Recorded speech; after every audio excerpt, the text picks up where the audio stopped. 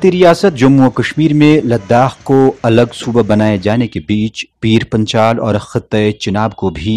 اپنے مخصوص مسائل اور پسماندہ ہونے کی وجہ سے علیحدہ صوبوں کا درجہ دینے کی مانگ زور پکڑتی جا رہی ہے۔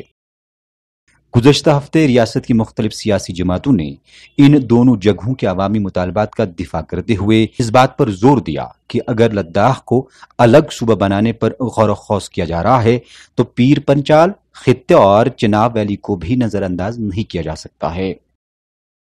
وہیں اس حوالے سے ریاست میں سول سوسائٹی اور مختلف طبقہ فکر کے لوگوں کی طرف سے رد عمل ظاہر کیا جا رہا ہے۔ لداخ والے آگے جائیں گے، وہ بھی ہمارے بھائی ہیں، یہ ہماری کشمیر ہماری اسٹیٹ کی شان ہے، تو اسی طرح اگر پیر پنجال کو بھی ڈویژن کا درجہ دیا جائے گا تو ہم اس کے لیے اپنے اس گورنمنٹ کے بہت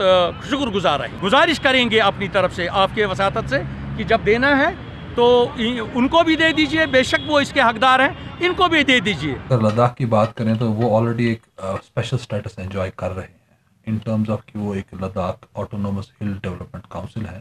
جس میں جو سی کے پاس پوری ڈیولپمنٹل پاورز ہیں۔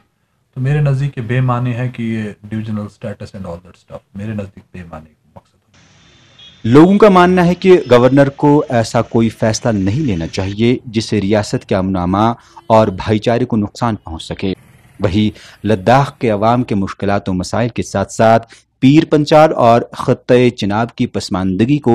ملحوظ رکھا جانا چاہیے تاکہ دونوں کو انصاف مل سکے۔ لداخ بھی ہمارا اسٹیٹ کا ایک حصہ ہے، اس میں کوئی دو رائے نہیں ہے، لیکن جہاں تک اگر تقاضا ہے، اگر انصاف دینا ہے تو دونوں ریجن کو انصاف دیا جائے